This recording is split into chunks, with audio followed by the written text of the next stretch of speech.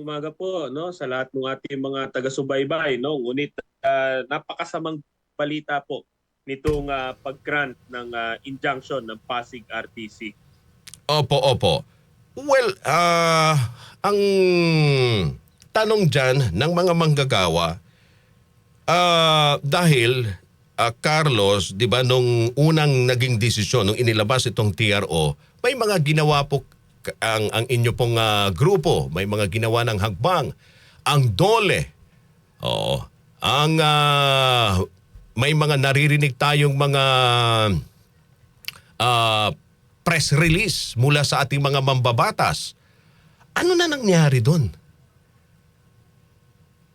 Carlos? Opo no, kung maalala po natin no, nag-issue ng ang Pasig RTC ng TRO no kapag ka temporary restraining order ho, kasi time-based ito no. So Mm-mm. 20 days lang. Dapat nag-expire na 'yon Kahapon. kahapon. Opo. Kaya lang, nag-issue siya ng writ for preliminary injunction na hindi nga natin maisip na mag-grant niya sapagkat kagaya nga ho nung nabanggit nyo, hindi lang nagsalita may resolusyon. Oo. Yung 21 senador, no? Halos lahat ng Tama. senador. Tama, nagpasa pa sila ng Nagsalita resolusyon. rin- nagsalita rin yung ating employers, manggagawa at DOLE. Yung tatlong yun, nagpasa rin ng resolusyon sa National Tripartite Council na dapat i-implement yung Wage Order 27, itong 85 increase, lalo yung 60 pesos na first tranche. Nagsalita rin yung ating mga manggagawa, no? Kaya lang ang unfortunate dito, yung ating pong motion to intervene no, ng mga labor groups, hanggang ngayon hindi po tinatanggap pa yon ng korte. In fact, pinadidismiss pa yon ng mga petitioners. Kung kaya't yung decision nga, yung court order na lumabas, nakita lang namin sa mga periodiko, no, sa balita na namin nakita. Hanggang ngayon, wala pa tayong official na kopya nun. At unfortunately rin, no less than the Department of Labor and Employment, no, wala pang press release o pronouncement patungkol rito. Dahil napakahalaga ho ng mga susunod na hakbang, kagaya po nung nabanggit ko, yung injunction kasi, mas mahabang suspension, no? Tawag nga namin dyan, indefinite. Kasi until such time na ma-resolve yung kaso, alam naman ho natin, no, napakatagal ho bago maproseso, ma-resolve ang isang kaso. So nakasalalay pong lahat doon, yung 60 pesos kada araw na aumento ng ating mga kababayan. Ang nakakalungkot pa at nakakagalit dito, siyempre, hindi naman yung mga manggagawa ang nag-akyat dito sa korte. Oo. Ang nag-akyat dito yung dalawang construction company. Pero sinong nagbabayad nung cost ng litigation na ito? Hindi naman yung dalawang construction company, kundi yung 1.1 million na minimum wage earners at kanilang pamilya na hanggang ngayon, yung 60 pesos na naibigay, nabawi pa. Oo. Nanindigan ang RTC, Pasig RTC, na wala silang naging paglabag at tinukoy pa yung Article 124 ng Labor Code na kung saan ito yung binabanggit po kay ninyo nung una Ang sinasabi ninyo, walang jurisdiction ang korte para sa pagpipigil ng pagtaas o pag-i-implement ng wage hike. Kung hindi, yung National Tripartite doon sana idinulog para ito ay naupuan na pag-usapan at nahanapan ng solusyon. Pero nangialam ang korte rito. Ano po ang inyong opinion, Sir Carlos, sa paninindigan ng korte na may ano sila, may karapatan sila, may jurisdiction?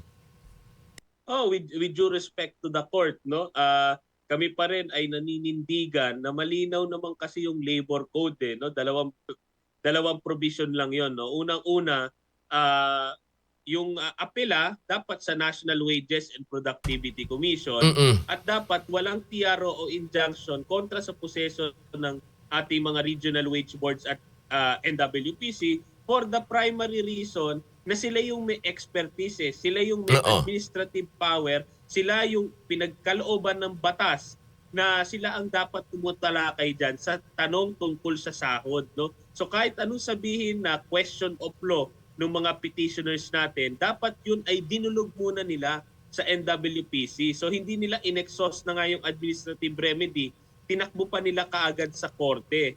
At the same time, of course, no, i-avail natin lahat ng legal remedies available to us. Oo. In fact, ang pangunahin, no, nananawagan kami sa Office of the Solicitor General, sa yung abogado ng gobyerno, dan dapat i-dissolve kaagad-agad yung injunction na yan. No? Walang rason para mag-issue ng injunction sapagkat pwede mo namang i-resolve ng korte yung kaso without indefinitely suspending yung wage increase ng ating mga kababayan. At the same time, of course, no, kung hindi pa rin magbago ang isip ng ating korte, pinag-aaralan na rin ng TUCP din, no, kung sakaling aakyat sa Supreme Court para once and for all ma-decide, makapagbigay ng guidance yung ating Korte Suprema. Hindi lang sa Pasig RTC, kundi sa Navotas RTC at yung mga susunod pang regional trial courts na may mga ilang kumpanya na mangangahas na questionin itong aumento sa sahod. Opo. Bakit hindi po ngayon na po iakyat ninyo sa korte, Sir Carlos? Kasi sabi nyo nga, indefinite itong ibinabang desisyon ng pagpapalawig sa pagtigil muna sa wage hike para sa mga manggagawa dito sa Metro Manila. Kung yan ang nakikita po ninyo na paraan at ang inyong paniniwala na hindi tama yung desisyon ng korte ng Pasig RTC. Opo, no, in the next coming days, no, gusto lang natin, of course, no, i-exhaust din lahat ng available remedies natin. Siyempre may hierarchy of courts yan, no. So exhaust muna natin lahat dun sa regional trial court bago tayo umakyat sa Korte Suprema, no. At the same time, no, nagpa-follow up din tayo dun sa Pasig RTC yung ating motion to intervene kasi ang kaso po na ito, ang nakasuhan dito gobyerno. Hanggang ngayon, hindi pa rin po officially party to the case yung ating mga manggagawa. Kung kaya't nahihirapan po tayo mag-file ng mga necessary motion. Kung kaya't tayo rin po ay nananawagan sa Pasig RTC Branch 152 na sana i-grant na yung ating motion to intervene. At the same time, no, sa mga susunod na araw, asahan nyo na kami po, no, ay baka umakyat na sa Korte Suprema para sa isang petition for certiorari or prohibition para mapigilan na po yung mga judicial intervention sa ating wage setting system. Alright. Sa panig ho po ninyo, sa tingin ninyo may pag-asa pa ba ito na makukuha uli ang 85 increase ng ating mga manggagawa dito sa Metro Manila? Hindi po natin option na mawalan ng pag-asa, no?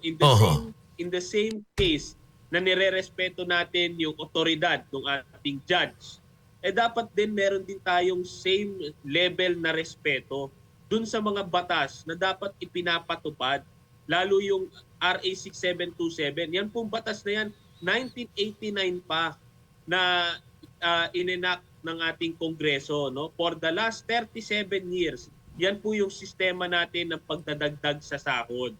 Ngayon lang po, no, for the very first time, nasuspinde yung isang wage order. Kung kaya't ito rin po dapat ay wake-up call, no, sa ating mga mambabatas na hindi na lang kailangan ng ating mga manggagawa yung kanilang mga press release o resolution. Kailangan na pong magpasa ng panibagong batas para sa dagdag sahod. At dapat po mag-start yon sa 200 pesos na legislated wage increase. Yun na lamang po ngayon ang nananatiling paraan para itaas yung sahod ng ating mga manggagawa na hindi nakakasuhan.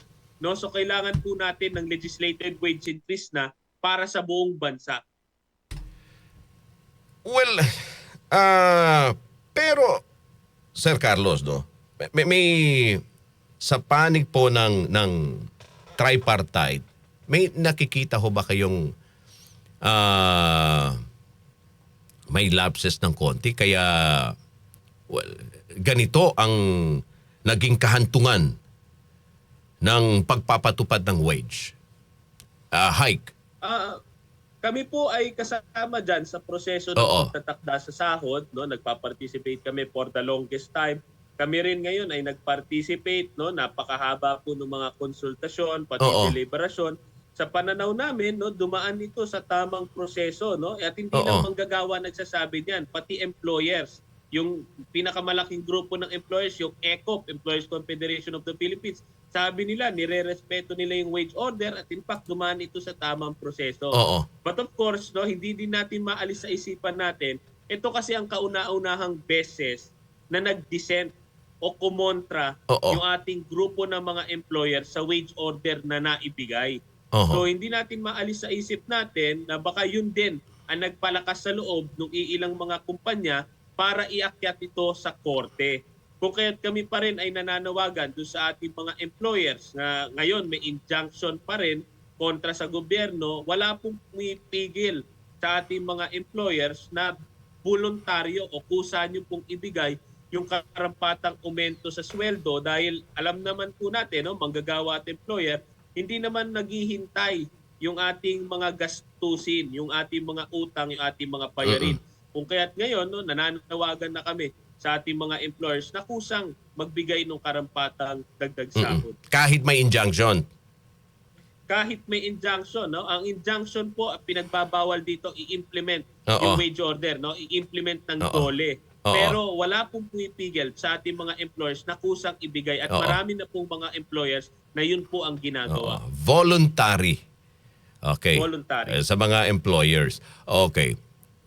Ano yung natutunan natin dito sa nangyari ngayon sa pagpapatupad ng wage increase sa ating mga manggagawa para hindi na kung sakasakali meron na naman tayong ganitong klaseng implementasyon, meron na namang wage increase para hindi po mangyari na may mga employer na naman na aakit sa korte at pipigilan na naman at maglalabas na naman ng desisyon ng korte na ititigil muna.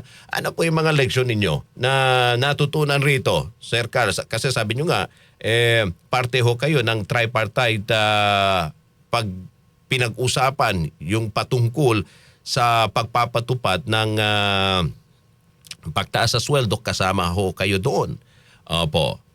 Ano yung mga natutunan natin? Opo, no? Unang-una, itong kasalukuyang sistema natin ng pagtatakda sa sahod, 37 years, no? Talagang napapanahon ng baguhin ito, repasuhin ito. Ito yung wake-up call sa atin, no? Ito yung confirmation na depektibo talaga yung pagtatakda natin sa sahod. Pangalawa, pinupuri naman natin yung Department of Labor and Employment na naglabas ng latest na administrative order patungkol sa pagpapaigting ng implementasyon ng wage order sapagkat no, yung palusot ng ating mga petitioner patungkol dun sa prohibition against TRO injunction dahil nga daw tapos na yung proceeding. Ngayon po, no, kinlarify po ng DOLE yon na yung pag-implement at pag-monitor ng implementation ng wage order ay kasama dun sa proceeding, sa entire proceeding ng ating Regional Wage Board para po wala nang ulit sumubok. No? Pangatlo, napakahalaga po na yung manggagawa, employer at gobyerno dapat po nagkakaisa, tumitindig sa isang wage order na inilabas. Hindi po porket natalo tayo sa isang wage order, hindi tayo agree sa amount na yon, bigla na lang natin kay-questionin kung saan. So yun yung kailangan nating ikintal sa isipan lahat ng ating mga lalo employers na dapat i-exhaust muna lahat ng remedyo dun sa ating NWPC at Regional Wage Board. Oo. Yung labor code natin, hindi na ba sa tingin ninyo napapanahon na para i-amend na rin? Baguhin na rin? Yun po papasok doon, no? Dahil yung atin pong Regional Wage Board system, that is an amendment to the labor code. So ngayon po, no, kinakailangan natin ng bagong batas, bagong sistema ng pagtatakda sa sahod at time talaga para baguhin yung ating labor code, no? Kasi 1970s pa po yan nung unang naisulat. Alright, Sir Carlos, maraming salamat sa inyong oras at panahon. Ingat po. Maraming salamat din po. Mabuhay po kayo. TUCP spokesperson Carlos Miguel Oniate, mga kasama, kaugnay nga rito sa